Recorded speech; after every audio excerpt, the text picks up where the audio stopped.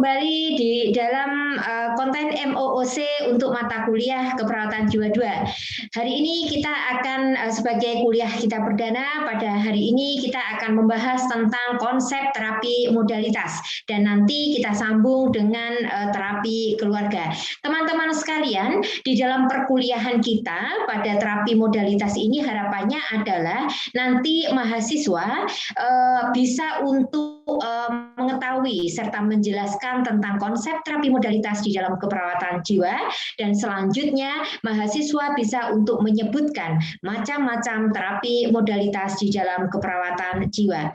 Teman-teman sekalian, di dalam terapi modalitas kita akan membahas tentang latar belakang, pengertian, serta pelaksanaan.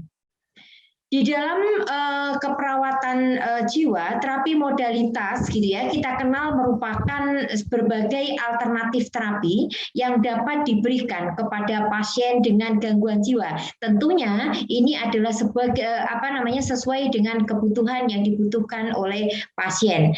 Adapun macam-macam dari terapi modalitas kita akan lihat termasuk adalah somatoterapi, yang di sana ada farmakoterapi, ECT, serta pembedahan.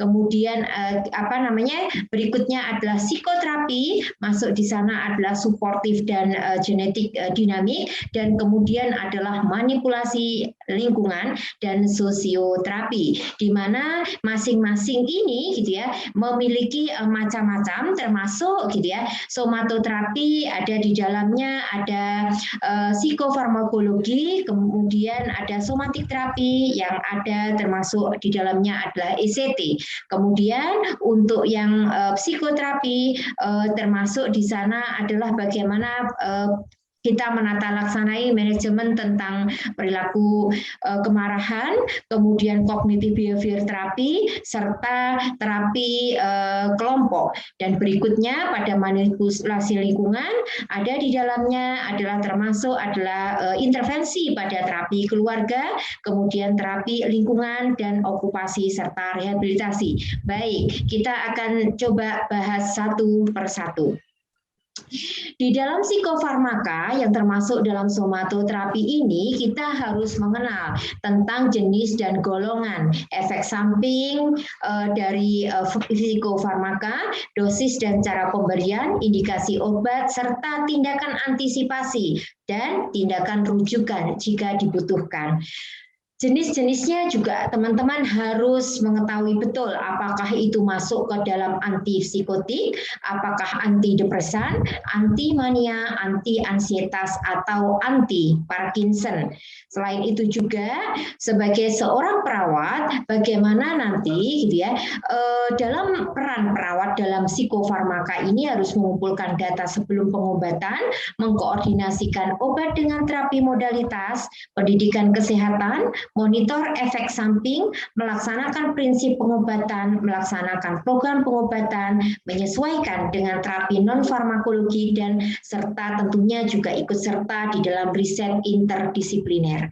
Teman-teman sekalian, berikutnya adalah terapi selanjutnya adalah elektrokonvulsi terapi atau kita kenal dengan singkatan ECT. Ini merupakan terapi yang membuat kejang seseorang dengan memakai alat yang kita namakan konvulsator.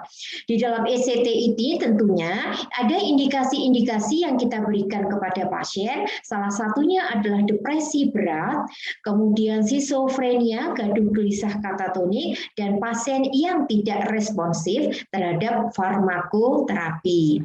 Teman-teman sekalian, adapun kontraindikasi untuk diberlakukan ECT ini salah satunya adalah tumor intrakranial, hematotoma intrakranial, infak miokard akut, hipertensi berat maupun kehamilan.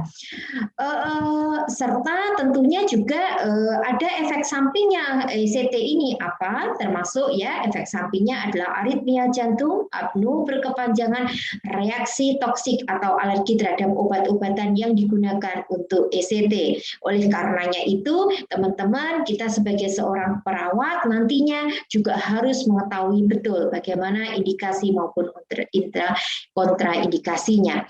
Teman-teman sekalian, selanjutnya kita terapi modalitas selanjutnya adalah terapi kognitif, di mana terapi kognitif merupakan terapi jangka pendek yang teratur, memberikan dasar pikir pada klien untuk mengekspresikan perasaan negatifnya, memahami masalahnya, serta mampu mengatasi perasaan negatif dan mampu memecahkan masalah tersebut. Tujuannya mengubah pikiran yang tidak logis, negatif menjadi objektif, rasional, dan positif, meningkatkan aktivitas, mengurangi perilaku yang tidak diinginkan, dan meningkatkan keterampilan sosial. Selanjutnya adalah indikasinya tentunya diberikan kepada klien yang mengalami masalah pada gangguan kognitifnya seperti risiko bunuh diri, isolasi sosial, harga diri rendah, serta defisit perawatan diri.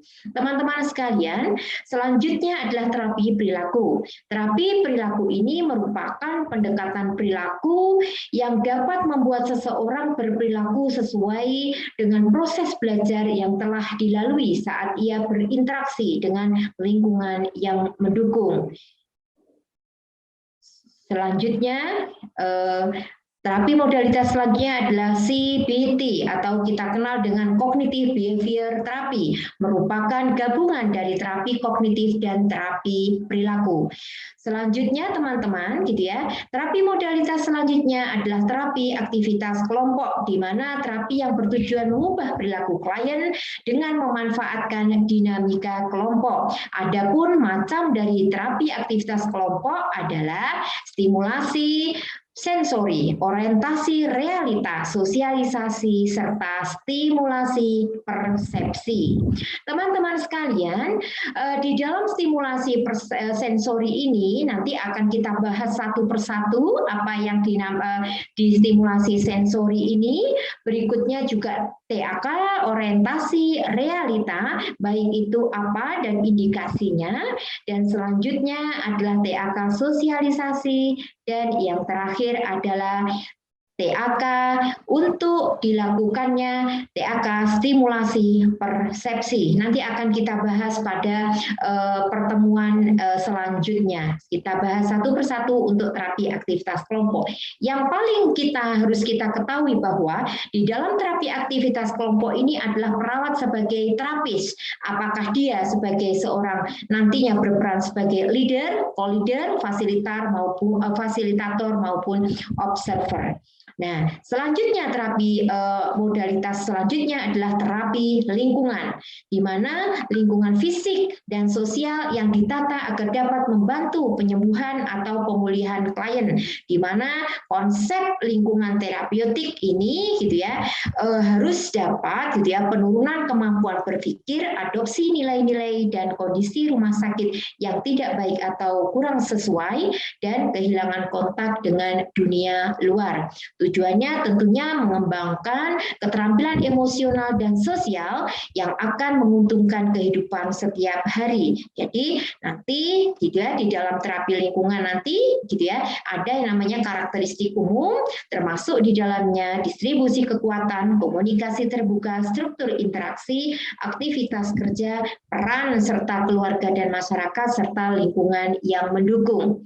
Teman-teman sekalian, nanti akan kita bahas lebih lanjut adalah tentang terapi keluarga. Sedikit saya sampaikan di sini, di mana terapi keluarga ini merupakan cara untuk menggali masalah emosi yang timbul, kemudian dibahasa atau diselesaikan bersama dengan anggota keluarga.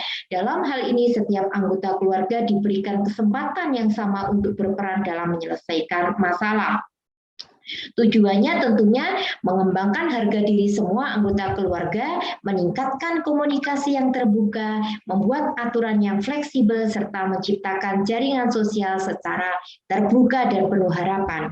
Selanjutnya, terapi rehabilitasi dan okupasi. Apa itu terapi rehabilitasi? Merupakan pengembalian kemampuan seseorang seperti semula, baik fisik maupun mental.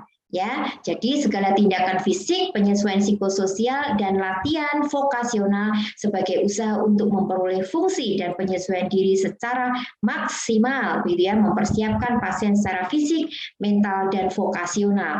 Tujuannya tentunya mencapai perbagian fisik sebesar-besarnya, penempatan vokasional, penyesuaian diri dalam hubungan seseorang, dan sosial secara memuaskan dan berfungsi sebagai warga masyarakat yang berguna. Teman-teman sekalian, tahapan terapi rehabilitasi ini ada 3. 1, persiapan, 2, penyaluran, 3, pengawasan. Ya. Selanjutnya, terapi okupasi. Apa yang dimaksud dengan terapi okupasi di dalam terapi modalitas? Kita tahu bahwa okupasi merupakan penggunaan waktu luang, di mana terapi itu sendiri merupakan penata laksanaan terhadap individu yang menderita penyakit atau disability fisik atau mental. Sehingga kita sebut definisi dari okupasi terapi adalah penyembuhan atau pemulihan terhadap individu dengan penggunaan aktivitas yang bertujuan sesuai dengan kebutuhan masing-masing individu. Teman-teman sekalian, tujuan dari okupasi terapi ini apa? Pertama, menciptakan kondisi tertentu sehingga pasien mampu berhubungan dengan orang lain. 2, membantu menyalurkan dorongan emosi secara wajar dan produktif. Yang ketiga, menghidupkan kemauan dan motivasi klien. Yang keempat, menemukan kemampuan kerja yang sesuai dengan bakat dan keadaan. Dan yang kelima, mengumpulkan data guna penentuan diagnosa dan penetapan terapi yang lainnya. Teman-teman sekalian, gitu ya, demikian macam-macam dari terapi modalitas ya yang harus kita ketahui. Silahkan nanti teman-teman pelajari kembali bagaimana terapi modalitas ini kita terapkan kepada masing-masing pasien, tentunya adalah sesuai dengan kebutuhannya. Nah, permasalahannya adalah silahkan gitu ya, teman-teman gitu ya, menuliskan gitu ya apa saja gitu ya, dari masing-masing terapi modalitas yang sudah kita bahas tadi, penggunaan atau gitu ya kebutuhan berdasarkan klien, sebutkan gitu ya. Terima kasih teman-teman, sampai bertemu di konten kita selanjutnya. Kita lanjutkan kepada terapi keluarga. Terima kasih atas perhatiannya, semoga bermanfaat. Tetap semangat, sehat jiwa, dan luar biasa.